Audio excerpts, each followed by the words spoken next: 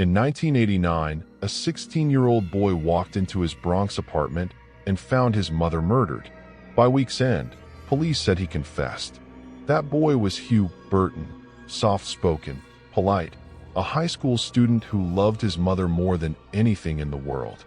He had spent the morning at school, came home expecting to see her smile, and instead stepped into a nightmare. The front door was unlocked, the TV still on, and in the bedroom, his mother's lifeless body. Her throat had been slashed. The room was in chaos, the air thick with the metallic scent of blood. Imagine that moment, the confusion, the disbelief. A child frozen between shock and guilt, thinking maybe if he just called someone fast enough, if he just screamed loud enough, she might still wake up. But what followed wasn't comfort. It wasn't protection. It was suspicion.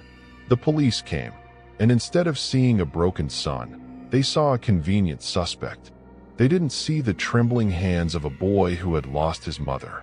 They saw motive. They saw opportunity. They saw what they wanted to see. In the days that followed, detectives cornered Huwe with questions he didn't understand. Where was he that morning? Why did he cry that way? Why didn't he fight the killer? Hour after hour, accusation after accusation, they chipped away at his fear until it turned into something else: confusion, exhaustion, surrender. By the third day, that 16-year-old boy would say anything to make it stop. And when he finally did, the police got what they came for: a confession. Words written on paper by a frightened child who didn't even understand what he was signing. The headline the next morning was clean and simple: Teen confesses to mother's murder. No one questioned it. No one doubted it. A community that once pitted him now saw a monster. And Huwe Burton, barely old enough to drive, was taken away in handcuffs, charged with killing the very person who gave him life. But what if that confession wasn't real? What if behind every line in that police report was the echo of a terrified boy repeating what grown men told him to say? What if the real killer had walked right past the flashing cameras and disappeared into the Bronx night, free? Before we begin this unbelievable story, make sure to subscribe to the channel, like, and share. This is a case everyone needs to hear. This is the wrongful conviction of Huwe Burton.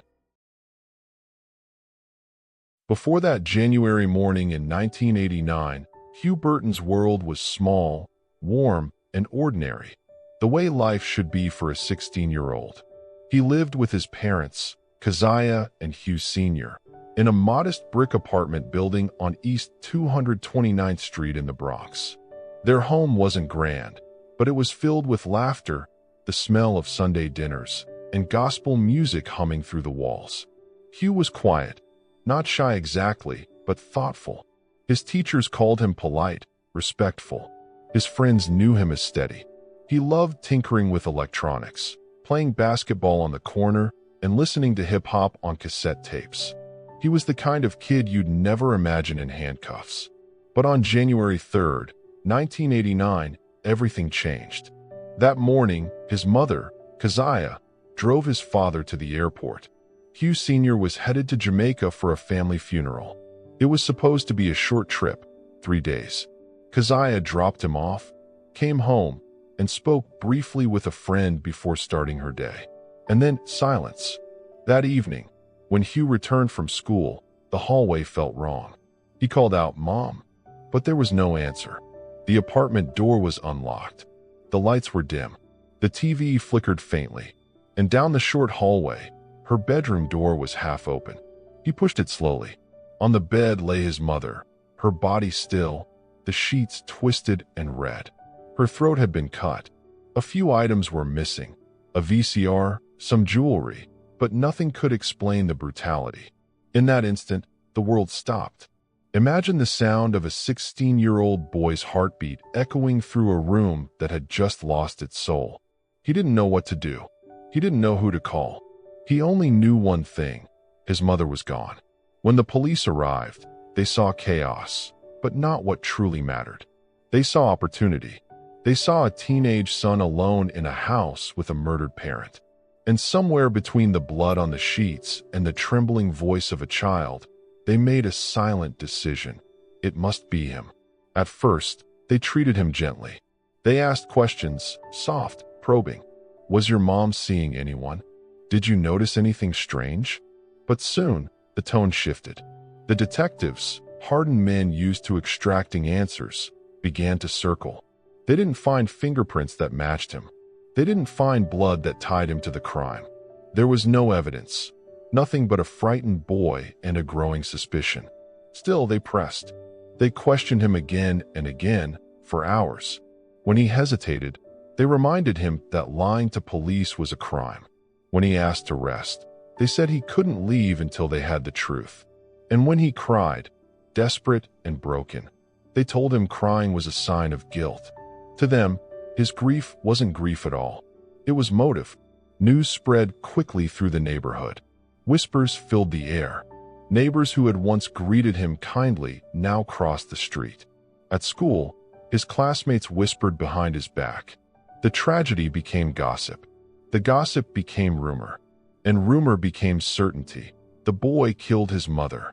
But what no one knew then, not the police, not the neighbors, not even Hugh himself, was that the real killer had already left the building. He had stolen the family car, driven it until it broke down, and abandoned it miles away. The truth was out there, cooling in the winter air, waiting for someone to see it. But no one was looking for truth. They were looking for closure. And the easiest way to find closure was to close in on the boy who had lost everything. That night, Hugh didn't sleep. He sat in the corner of his room, his hands shaking, his mind replaying every sound, every image. He wondered if the police would find who did it. He wondered if his father, still in Jamaica, would believe that he hadn't done it. And deep down, a new kind of fear began to take root. Not fear of the killer. Fear of the system that was already turning toward him. Within days, the detectives returned. They told him they just needed more details, that he could help them help his mother. But their tone wasn't kind anymore. They didn't ask. They accused. They said he wasn't telling the full truth. They said his story didn't make sense. And when a 16-year-old boy breaks under pressure, they said that was the sign of guilt they'd been waiting for. By then, the press had begun circling too. Teen son questioned in mother's murder, one headline read. Another, police eye family member in Bronx slaying. It was all but sealed. In the coming days, the world would stop seeing Hugh as a victim and start seeing him as a suspect. Every interview he gave, every tear he shed, every nervous glance became evidence. And when the detectives realized there was nothing physical to prove their case, they decided to create something else. A confession. But that's Act 2. Right now, imagine this moment. A boy sitting in a police interrogation room for the third time in a week. The same fluorescent light humming overhead. The same detectives across the table. The same questions, over and over, reshaped to trap him. His hands clasped, his voice cracking, his mind spinning. He was tired. He was scared. And most of all, he was alone. In another room, detectives told each other they could break him. And before the night was over, they would. Because for the New York Police Department in 1989, the truth wasn't about evidence. It was about narrative. And their narrative, their story for the public, needed a villain. They already had one. His name was Huwe Burton. The Bronx, January 1989. Snow fell lightly outside the 47th precinct as a 16-year-old boy sat alone in a cold, windowless room. Huwe Burton had been brought in once again for questioning. No lawyer, no parent, just him and two seasoned detectives who had already made up their minds. The clock ticked quietly. Hours passed. He hadn't eaten. He hadn't slept. The air felt heavy, stale, like the room itself was designed to suffocate him into submission. They called this an interview. But what happened next wasn't an interview. It was a breaking. Detective William Fogarty and Detective Ralph Grimaldi, veterans of the NYPD, began slowly. They told Hugh they understood. They told him they knew how hard it must have been to find his mother like that. They spoke softly, leaning in close. And then, they shifted. They said maybe he didn't mean to do it. Maybe it was an accident. Maybe his mom had made him angry and things got out of hand. They said if he just told the truth, he could go home. But what they were really saying was this: we will not stop until you give us what we want. Hugh tried to hold on. He told them he didn't do it. He told them over and over again. But the detectives had a strategy: psychological manipulation. They took turns.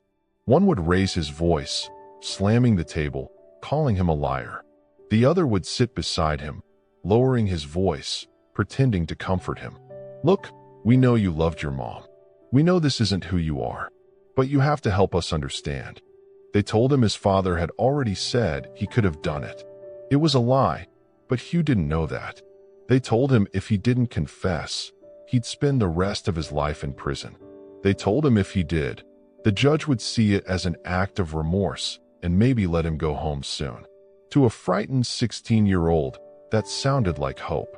And hope is easy to weaponize. By the 8th hour, the line between truth and survival began to blur. He felt dizzy. He couldn't remember the exact sequence of questions anymore. Each time he said, "I didn't do it," the detectives shook their heads. Each time he cried, they told him crying was useless unless he came clean. And then came the script. The detectives began feeding him details, carefully, piece by piece. Maybe you argued about money, they suggested. Maybe she wouldn't let you use the car. They described the bedroom, the knife, the blood, details that only the killer or the police could know.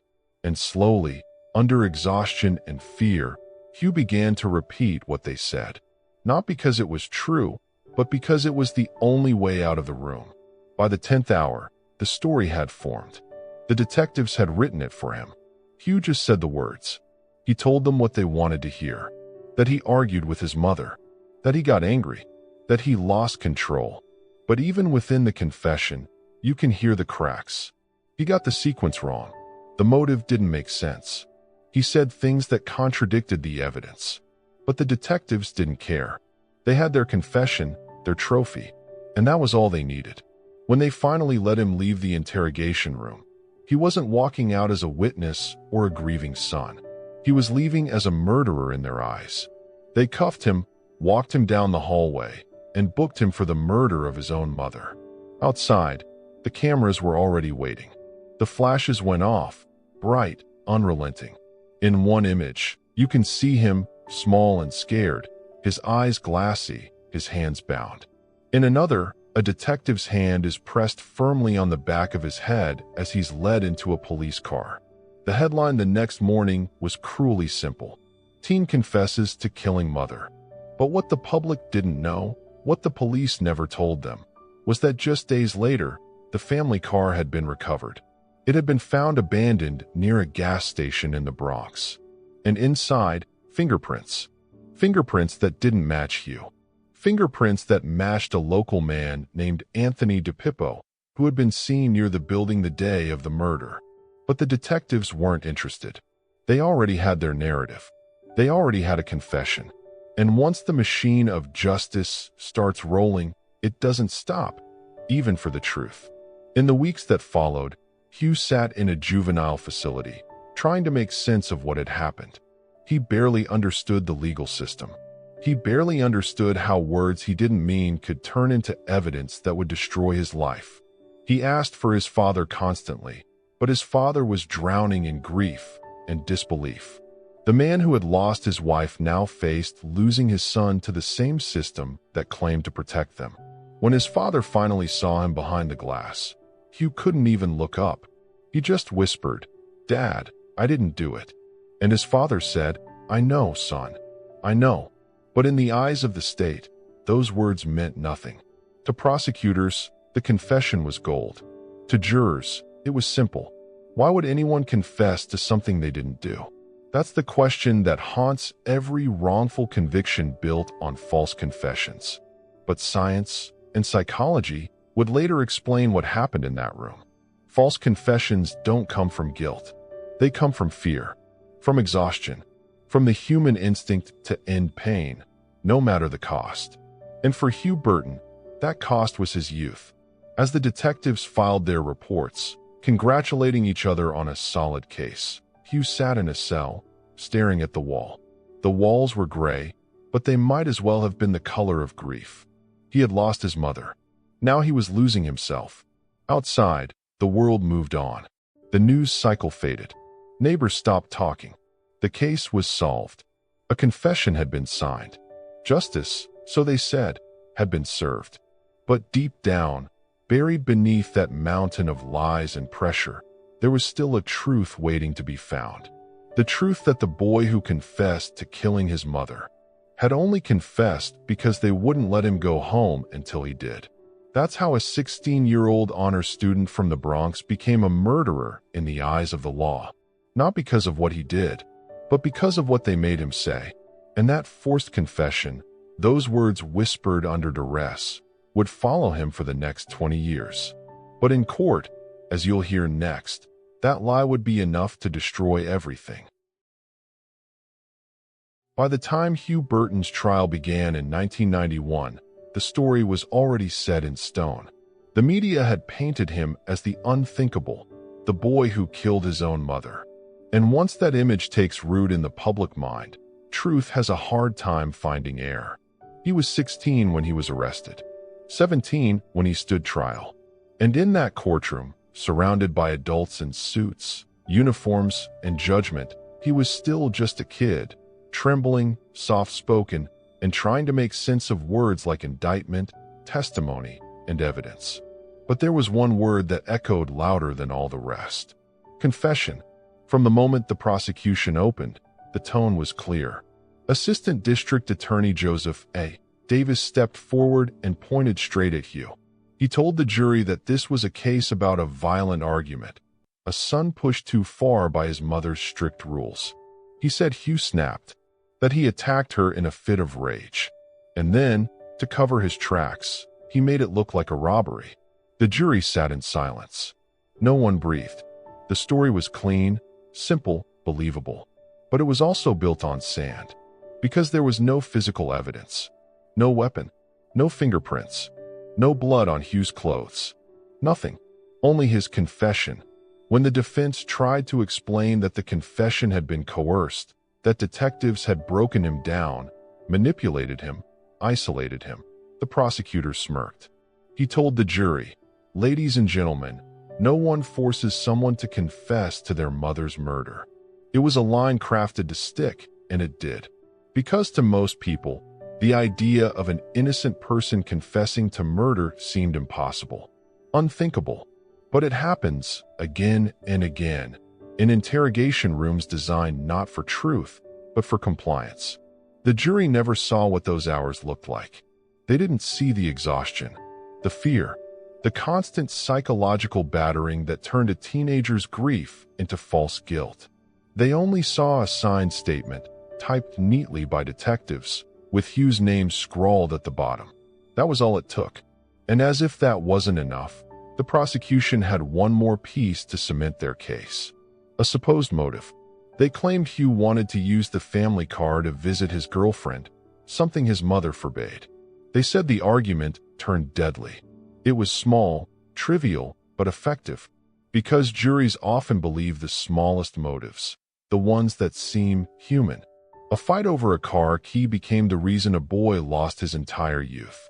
The defense tried to present the truth, that the car had been stolen by someone else, that the fingerprints inside didn't match Huwe, that another man in the neighborhood had confessed to stealing the car. But those details were treated like noise. The prosecution brushed them aside. They told the jury it was irrelevant, that the stolen car came after the murder, not before. And the jury, trusting the system, believed it. Throughout the trial, Huwe sat silently beside his attorney, watching his life unravel piece by piece.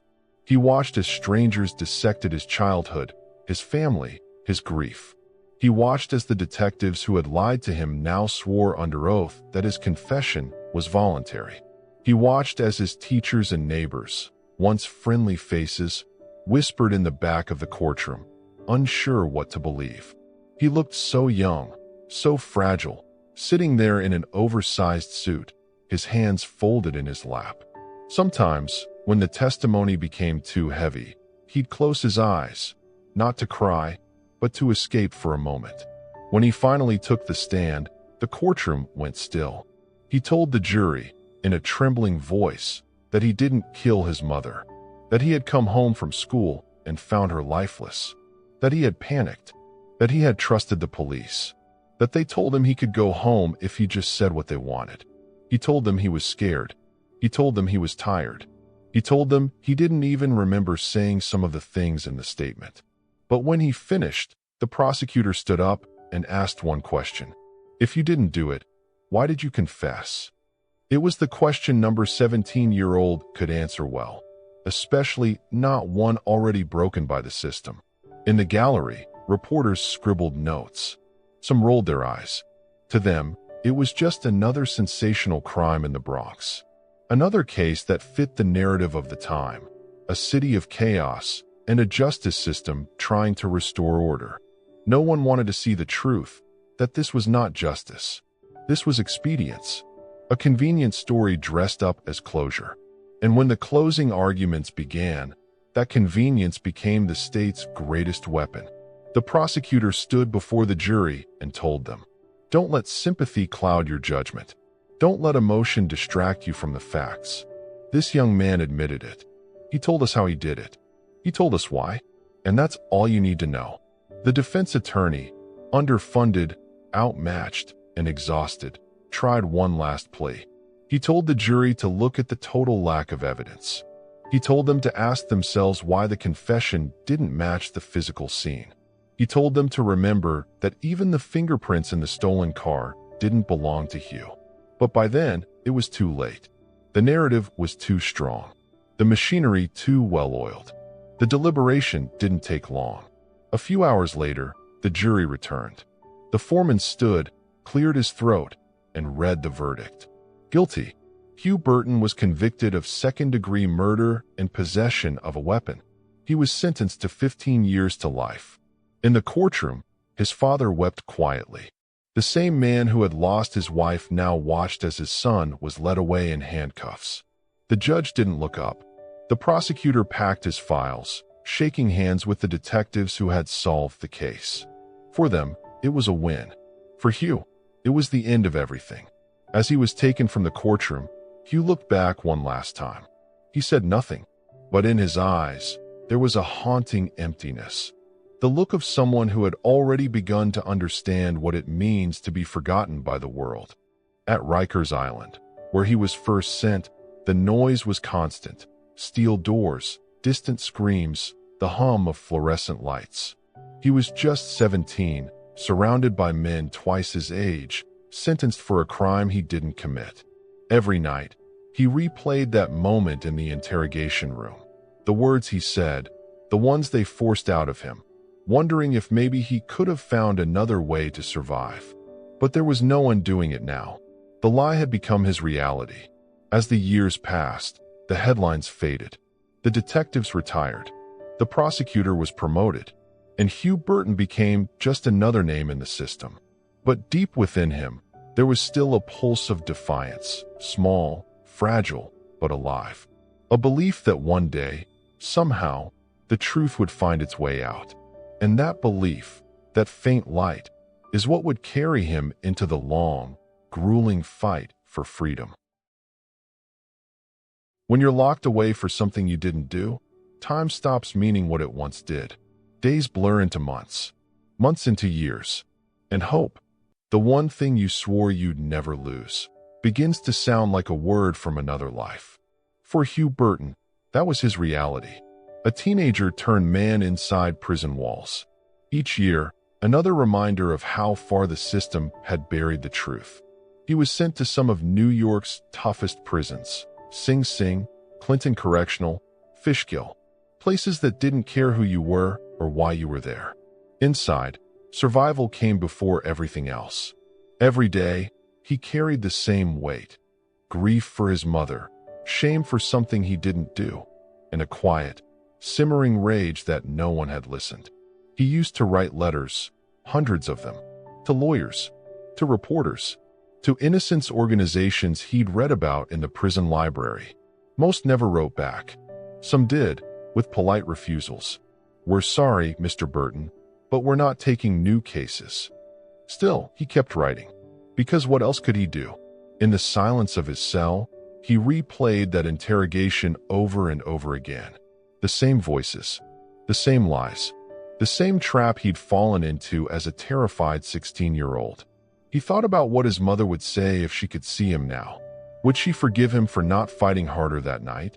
Would she tell him to keep going, to hold on? He didn't know, but he knew she'd want him to survive. So he did. He earned his GED. He took college courses.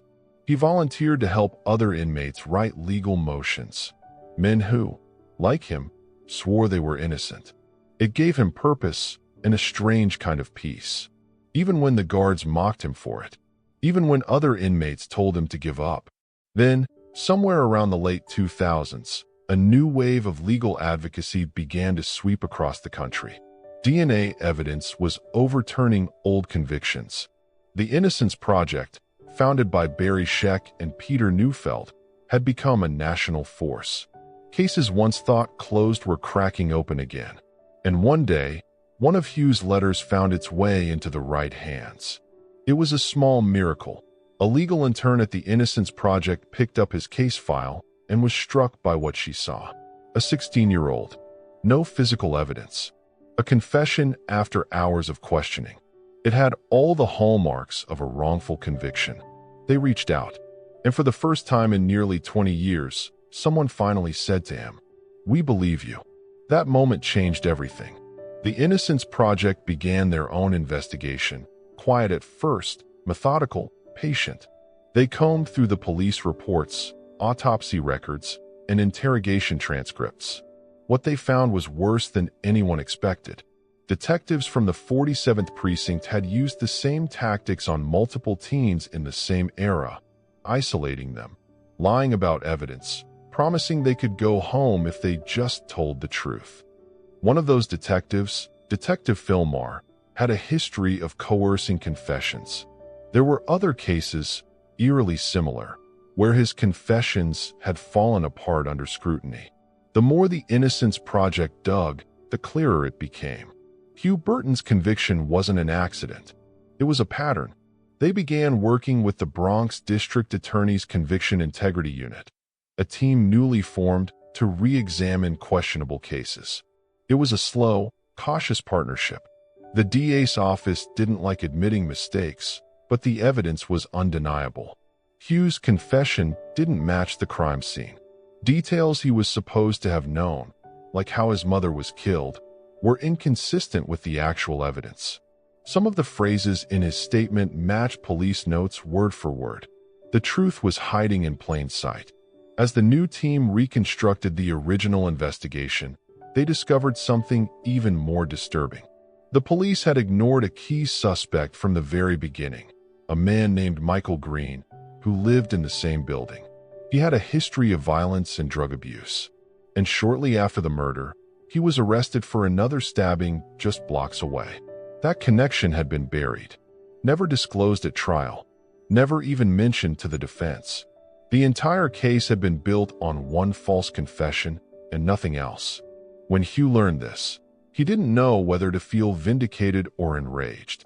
He'd spent 2 decades trying to convince people that the truth existed, and now it was finally surfacing, piece by piece.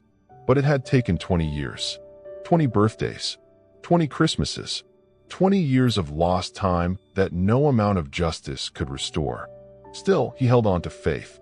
Faith that maybe, after all the pain, his mother's name would finally be spoken in truth, not as the backdrop for a lie, but as the woman who raised a good son the system destroyed. In 2018, the Bronx Conviction Integrity Unit agreed to reopen the case formally. They brought in new forensic experts. They interviewed surviving witnesses. And they confronted the detectives who had interrogated Huwe back in 1989. Some of those officers were retired now, older, grayer. But when asked about their methods, they all said the same thing. We did what we had to do. It was chilling, because even decades later, there was no remorse, no accountability, just the same belief that results mattered more than truth. By early 2019, after a year of reinvestigation, The DA's office came to a conclusion. Huwe Burton's conviction could not stand. The confession was false. The evidence was flawed. The real suspect had been ignored. And on January 24, 2019, inside a Bronx courtroom, the same system that had condemned him finally said the words he'd been waiting to hear for 30 years. Conviction vacated. When the judge asked if he had anything to say, Huwe's voice cracked. He said, "For a long time, I carried a lot of anger. But I don't want that anymore. I just want my life back." People in the courtroom cried. Lawyers hugged. Reporters typed. But Huwe just stood there, quiet, tears running down his face. He didn't smile. He didn't celebrate. He just breathed. Because for the first time since 1989, he was free. Outside the courthouse, cameras flashed. The wind was cold. He looked up at the sky, the same sky he hadn't seen without bars in nearly 3 decades, and said softly, "I hope my mom's proud of me." It wasn't a victory speech. It wasn't defiant. It was pure, raw, human. The kind of moment that reminded everyone watching that wrongful convictions aren't statistics. They're stolen lives. Huwe spent that night with friends and family. He ate real food. He laughed, a sound that had almost disappeared from his memory. But when the night grew quiet, he sat by himself and thought about everything he'd lost. He thought about his mother. He thought about the years he'd missed, the growing up, the growing old. He thought about all the men still behind bars, writing letters like he once did, praying someone would believe them too. Freedom didn't erase the pain. It just gave him the strength to carry it differently. And so, with nothing left to prove, Huwe Burton made a promise. That he would use his story to shine a light on the others still waiting. The ones whose confessions had been coerced. The ones who'd been silenced by a system built on power, not truth. He said, "They broke me when I was 16, but I'm still here, and I won't let them break anyone else." That was his victory, not revenge, not anger, but the unbroken will to turn his suffering into something that could save someone else. Freedom isn't the end of the story. It's the beginning of another kind of battle, one that no courtroom can prepare you for. When Huwe Burton walked out of that Bronx courthouse, the world was louder, faster, stranger than he remembered. The city he'd left in 1989 no longer existed. New towers pierced the skyline. Old blocks were gone. Even the sound of car horns felt alien, too sharp, too constant. He'd imagined freedom 1,000 times. But the real thing felt different. Not triumphant, not cinematic, just fragile, like holding something precious you're afraid to drop. The first night, he couldn't sleep. He kept expecting the sound of the prison cell door, the clank of steel, the guard's voice shouting, "Count time." Even in freedom, the routine lived inside him. His body still flinched at sudden noises. He still folded his clothes in perfect squares. He still waited for permission before doing anything, even to eat. That's what prison does.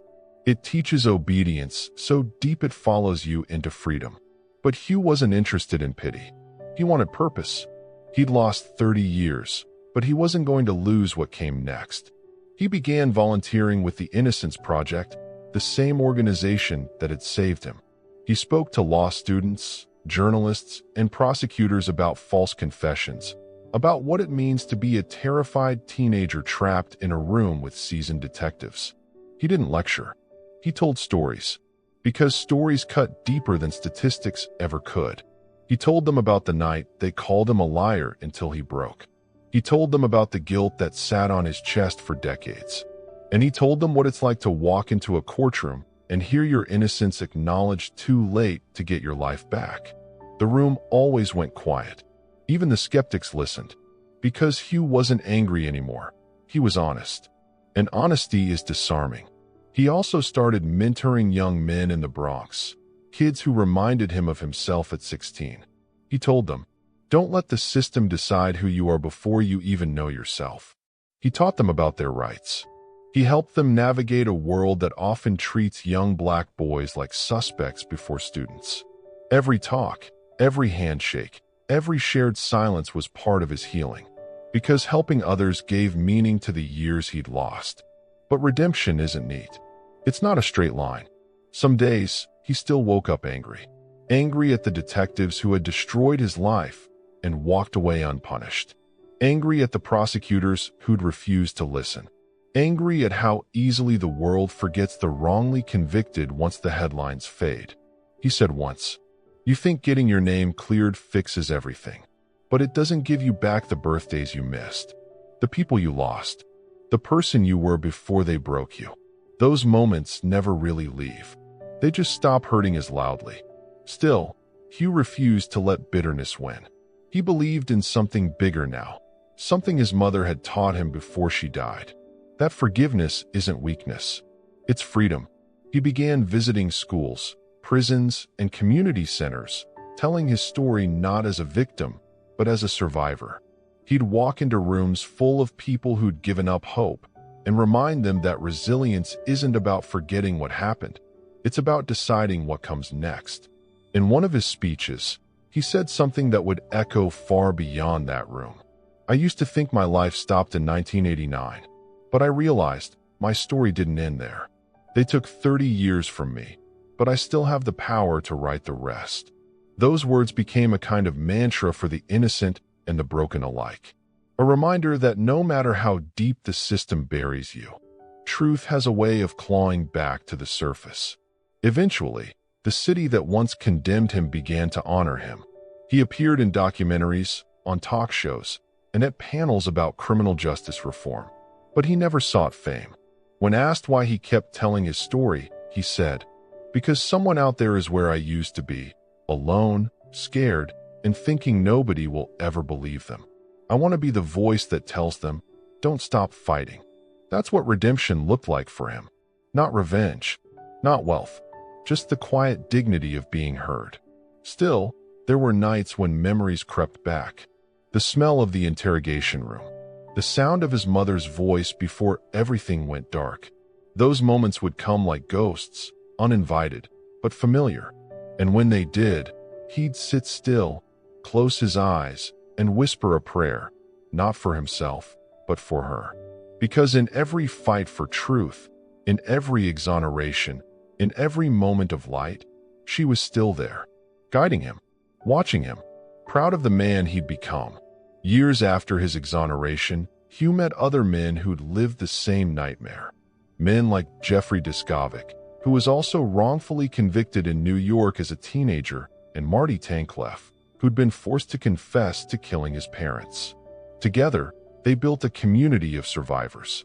They shared stories, laughter, and sometimes silence, because only they understood the language of loss.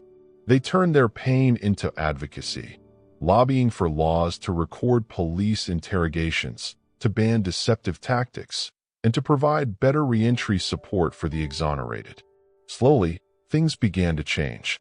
States started passing reforms. Detectives were retrained. And for the first time, people began to question confessions that didn't make sense. Hugh's story became part of that movement.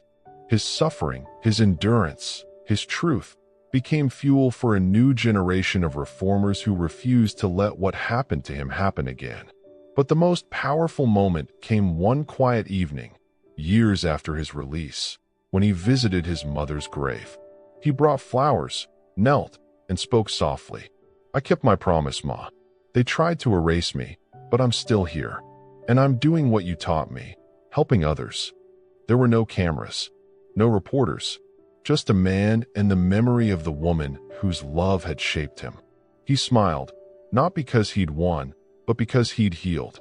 Today, Huwe Burton's name stands as a symbol of resilience, a reminder that innocence can be buried but never destroyed, that truth can bend under pressure but never break forever.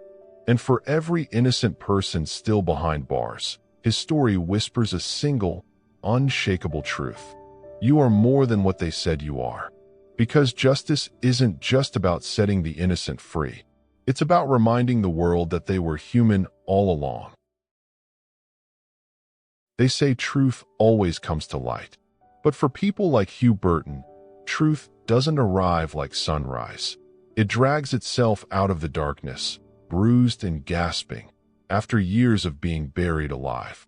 And when it finally breaks through, the damage is already done.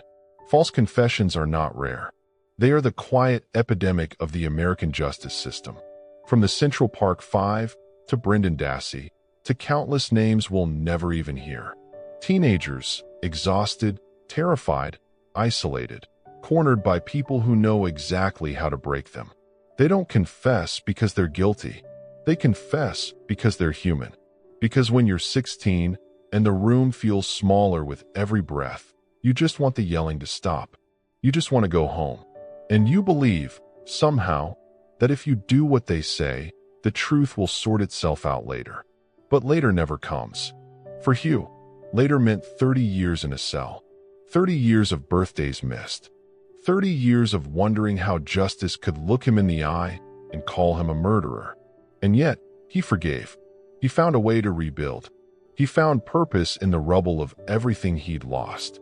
That's the part of the story that should haunt us the most. Not just that the system broke him, but that it expected him to stay broken. He didn't. He rose from the wreckage of a stolen youth to become a voice for the voiceless. He stood before judges, lawmakers, and police cadets, people who once held his fate in their hands, and told them how easy it is to destroy an innocent life when the goal is conviction, not truth. And maybe that's where real justice begins. Not in the courtroom, but in the moment society finally listens. False confessions make up nearly 30% of DNA exoneration cases in America. Think about that. Almost 1 in 3. Each one a person.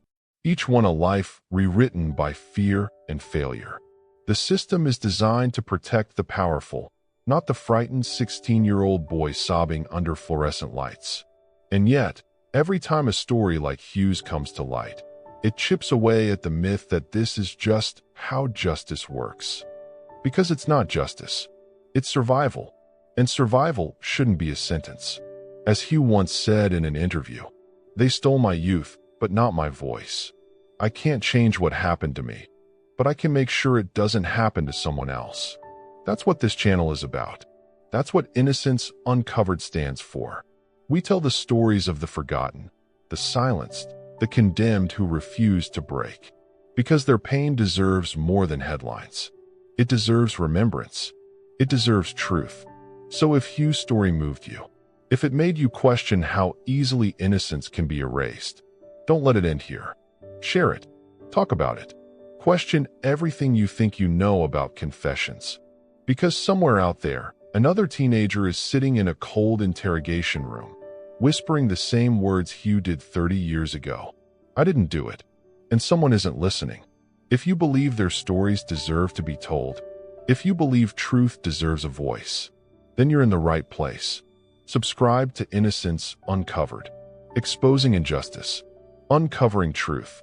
And remember, the fight for the innocent isn't over. It's only just begun.